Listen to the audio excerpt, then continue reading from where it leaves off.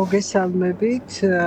პროცესი თავისთავად ცხადია, გამომდინარე იქედან, ვინ მონაწილეობდა, რა საკითხს ეხებოდა, იყო საკმაოდ დაძაბული, საინტერესო და რაღაც ისეთი დეტალებითაც სავსე, ცოტა აბსურდული დეტალებით. შედეგი, რაც დადგა, მოულოდნელი არ იყო ჩვენთვის, ჩვენ არ გქონდა ის განცდა, რომ შენიშვნით შემოიფარგლებოდა სასამართლო, ან საერთოდ შეწყვეტდა, ასე ვთქვათ, ჩვენ სამართალდამხურებად გამოცხადებას, ეს მოლოდინი არ მქონია, მე მომზადებულის კი წამოვედი, ვფიქრობდი, რომ შესაძლებელია აქ დავრჩენილიყავით, მე არ ვიცი, რაღაც აირია, ხო? ეხლა როგორ ხდება? ეს გასწორდა უკვე კადრი ქალბატონ მაია. და საბოლოო ჯამში ეს პროცესი ძალიან კარგად აჩვენებს, როგორი კრიზისია მართლმსაჯულების სისტემაში, იმიტომ რომ ის რის გამო ჩვენ მქონდა პროტესტი, არის გაცილებით უფრო, რა ვიცი, თუ მაღალი სტანდარტის მართლმსაჯულებით განსჯით, არ იმსახურებდა ასეთ შეფასებას, იმიტომ რომ ჩვენ ვაპროტესტებდით ადამიანის სიცოცხლის უფლებას, ადამიანის სამართლიანი სასამართლოს უფლებას, მას ჩვენ ვიცით, რომ არ მიეცა შესაძლებლობა აპელაციაში არ მოусმინეს მას და ამით ფაქტობრივად თქვეს, რომ ის უაპელაციოდ იმსახურებდა წინასწარ პატიმრობას, რაც მიგვაჩნია, რომ ძალიან დიდი უსამართლობა, მთელი კონტექსტის გათვალისწინებით, რა თქმა უნდა, საერთოდ არ შეიძლება რაიმე ქმედებაზე ილაპარაკო და ეს კარგად მოეხსენებათ მართლმსაჯულების სფეროს წარმომადგენლებს კონტექსტის გარეშე, ხო? ჩვენ აისბერგის წვერს არ ვუყურებთ, ჩვენ ვუყურებთ იმას, რა დევს აისბერგის ძირში, საიდან მოდის ეს ყველაფერი და რა განმაპირობებელი ფაქტორები არსებობს, ხო?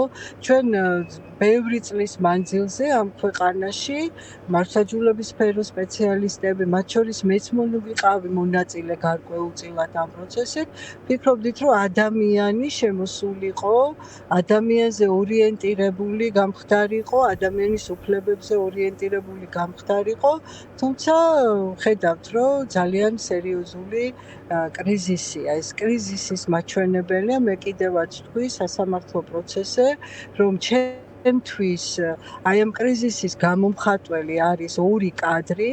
ერთ მხარეს არის მზია ამაღლობელი, რომელიც 30-ე დღეა შიმშილობს და წარმოვიდგინოთ მისი მდგომარეობა და რაზე საპასუხოდ არის ეს ადამიანი დღეს ამ მდგომარეობაში და მეორე მხარეს, ამ მეორე კადრი ჩემთვის არის ქვაფენილზე დაგდებული აქციის მონაწილე, რომელსაც ნიღბიანი, აბსოლუტურად არაიდენტიფიცირებადი პოლიციელი თუ ამ სისტემის წარმომადგენელი ურტყავს თავში, რომელსაც ვერასდროს ვერ ვიპოვით, პასუხს ვერასდროს ვერ მოვთხოვთ და ჩანს უკვე, რომ პასუხი არ მოეთხოვებათ მათ. აი ეს ორი კადრი ძალიან კარგად აჩვენებს, როგორი კრიზისია დღეს მართლმსაჯულების სისტემაში. და ცხადია, რომ ამას ეძღვნებოდა ჩვენი პროტესტი, ხო, ზოგადად, არ მარტო იმ კონკრეტულ შემთხვევას.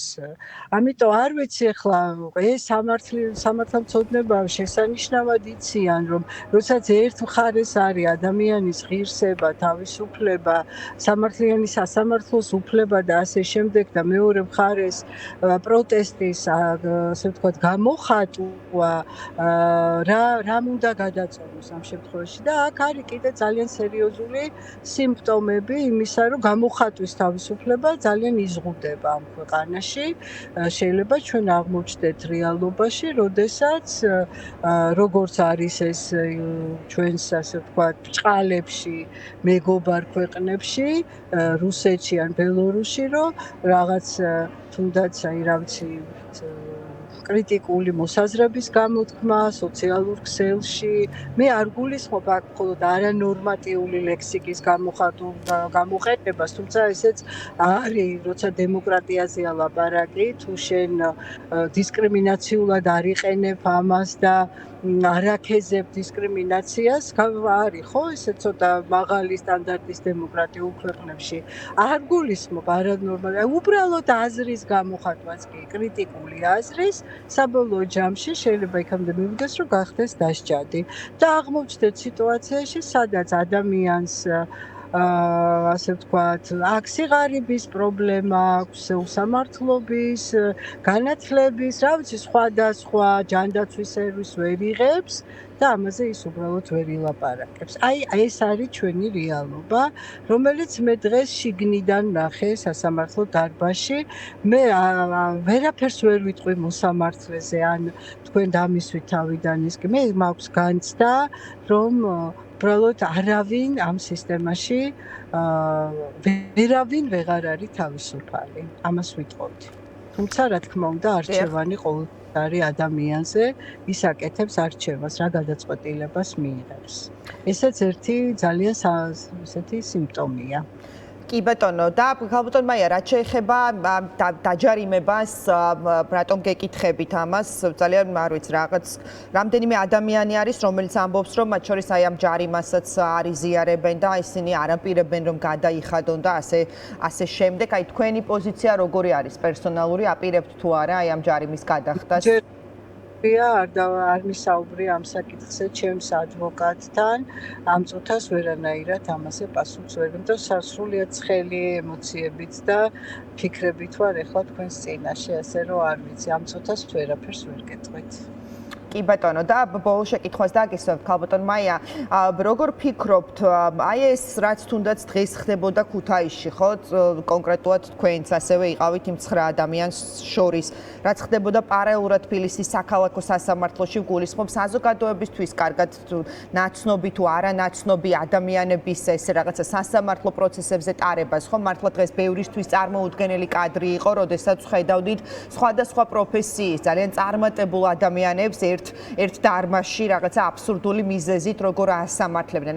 აი ამ დაშინების ტაქტიკამ ხელისუფლების რამდენად შეიძლება იმოქმედოს პროტესტზე, მუხტზე, სხვა მოქალაქეზე და ასე შემდეგ, თუ პირიქით ამან შეიძლება რაღაცა უსამართლობისგან უკურეაქცია გამოიწვიოს, უფრო მეტი სიბრაზე, გაღიზიანება და უფრო მეტად უსამართლობის განცდა, რაც ბრძოლის უნარს უფრო მეტად გაამძაფრებს. აი თქვენ როგორ ფიქრობთ? იცით რა არის, ჩვენ ფსიქოლოგები ვიცნობთ განრისხების რეაქციას. რა არის ახლა ეს? განრისხება არის შიშისა და ისევ ამოტრიალდა კადრი და არ ვიცი, ნუ აჩვენებ ჩემს სახეს თუ კი ბატონო, ჩვენ მცირე ტექნიკური ხარვეზი გვაქვს და ვეცდებით რომ გამოვასწოროთ ეს ტექნიკური ხარვეზი. ჩვენ ვესაუბრებოდით ქალბატონ მაია ცირამუას. დიახ, გამოსწორდა ისევ ქალბატონ მაია. დამავიწყდა უკვე რაზე ვსაუბრობდით. აი თქვენ ამბობდით რომ მე ვიცი რას ნიშნავს განრისხების ემოცია, ჩვენ ფსიქოლოგებმა ვიცით ეს რასაც ნიშნავსო. დიახ. ეს არის შიში და ბრაზი ერთად. და ეს არის აი ასეთი შემთხვევები ყოველთვის. აი ის კი არა რომ ხა მე ვიჯექი იქან რომელიმე. ზოგადად ეს უსამართლობის განცდა ადამიანს ყველაზე მეტად უჭირს და ადამიანში ყველაზე ხშირად იწვევს ამ რეაქციას უსამართლობის განცდა. დააკვირდით, ყველა ადამიანს შეუძლია დააკვირდეს საკუთარ ცხოვრებას, ბავშვობიდან მოყოლებული. როდის განრისხდებოდით ხოლმე ჩვენ? როდესაც უსამართლოდ გვექცეოდნენ. ასე რომ მე ვერ ვიტყვი რომ ეს რაღაცნაირად მიინავთ ასე ვთქვათ რეაქცია. თუმცა რა თქმა უნდა ამის ძალიან მონდომებულ ცდილობ კი ბატონო. ძალიან დიდი მადლობა ქალბატონ მაია იმისთვის რომ დაგვითმეთ დრო და მიიღეთ გადაცემაში მონაწილეობა.